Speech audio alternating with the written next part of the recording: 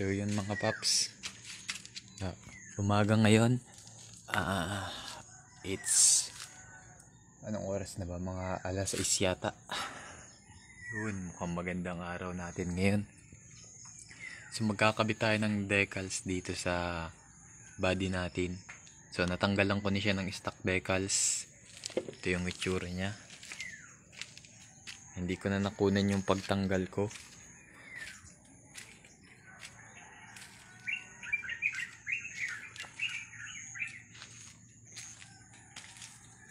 Yun. So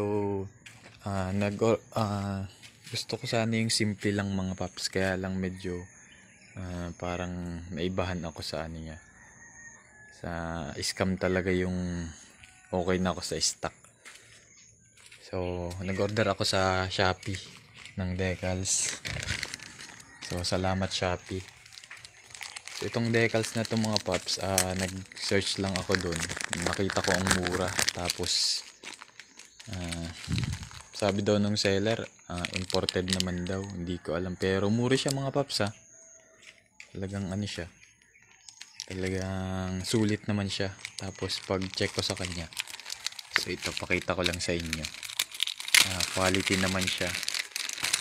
Bali ano siya, sa ibang bansa ano siya, Raider siya, pero sa Tria siya. Yan, papakita ko sa inyo yung before and after nito sa Tria. So, ito yung mga gagamitin natin, powder na sabon saka tubig. So huhugasan ko muna siya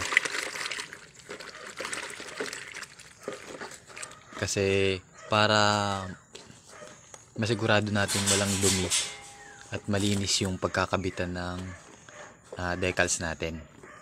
Gagamitan ko din siya ng shampoo para hindi mahawakan yung sticker, at saka mailapat natin siya ng ayos, saka pang spray na rin para dun sa sticker saka sa body niya.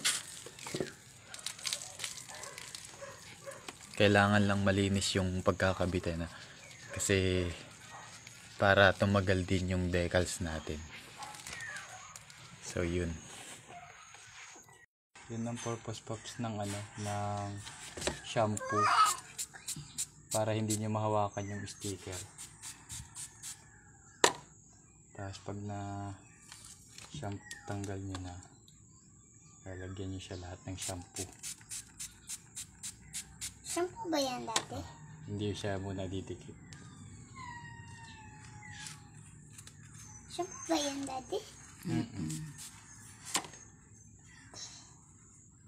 Tapos saka nyo ilalapat para nagagalaw-galaw nyo. Ito. Ay, hindi pa pala na. Yeah. Lalagay.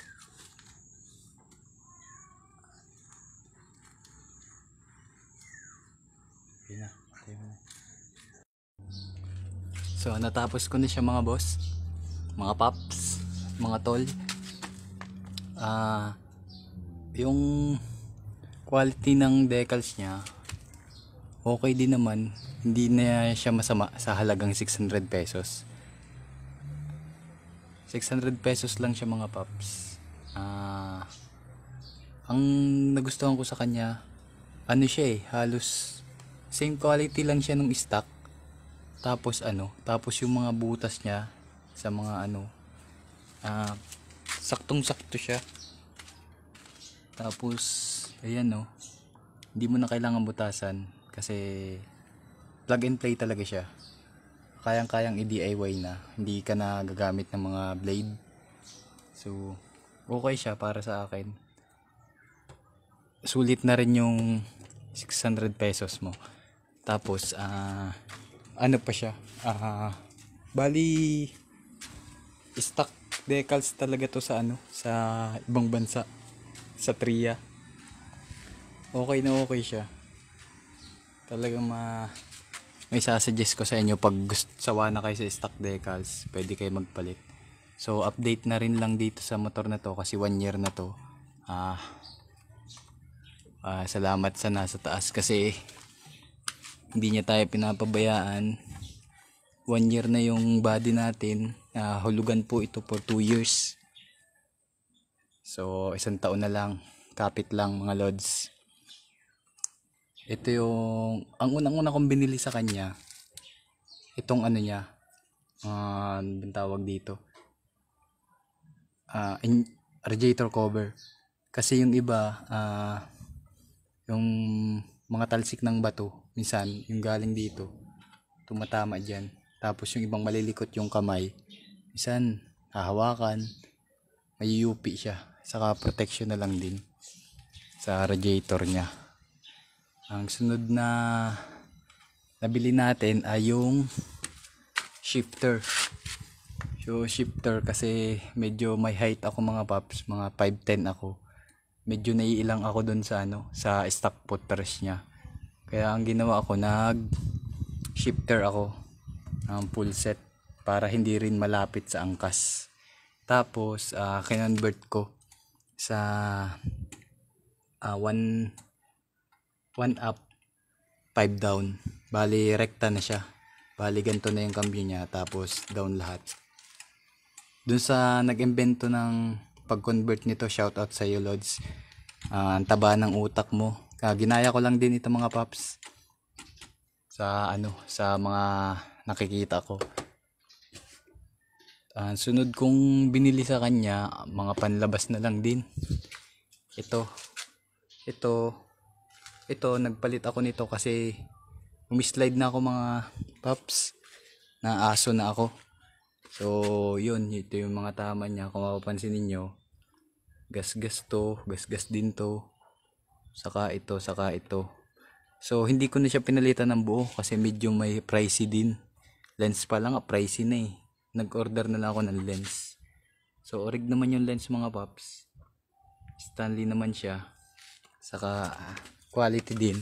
So yun, parang wala din naman nangyari sa kanya. Tapaludo, may konting gas dito. So yun, balancer. Tapos ito, bumili rin ako nito, clutch arm. Medyo mahaba siya sa stock, siguro nakatulong din siya para lumambot ng konti yung clutch natin.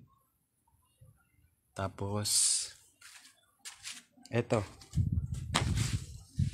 kasi pag di-deliver ko, malaking tulong na rin to. May box pa to mga paps, kasi yung isang helmet. So malaking bagay siya para sa akin. Tapos nagbili rin ako nito, lever grip. Maganda siyang gamitin mga paps kasi kapit na kapit yung kamay nyo. So yun lang. Yung pipe ko, yung open spec elbow lang, tapos canister ng old breed na Raider. Tapos binalutan ko lang siya ng anong ang tawag dito, thermal wrap. So yun lang setup natin dito ngayon. Ganda sana kung daming pambiling pyesa pero kailangan munang tapusin eh. So yun mga paps, yun lang update natin sa sa Raider FI natin. Bali yan yung kabuuan niya.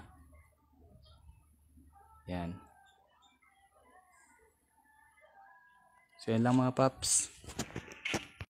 So dagdag ko lang mga paps, yung shifter pala natin, may binago rin ako dito. So para naka-compact lang talaga siya sa chassis. So ito, binaliktad ko to para medyo nakapasok siya ng konti. Tapos pag nag-convert kayo nito pala, siya, medyo lalapit na to. So ang ginawa ko, itong spacer na to, dito nakalagay. Dito siya nakalagay. Parang ganito siya mga paps. Ito hindi ko na talaga to mababago. Yan yung spacer na ginamit ko. Hindi ko mababago kasi meron siyang brake master. So bali wala na ditong spacer. Tinanggal ko na yun, inilipat ko siya dito.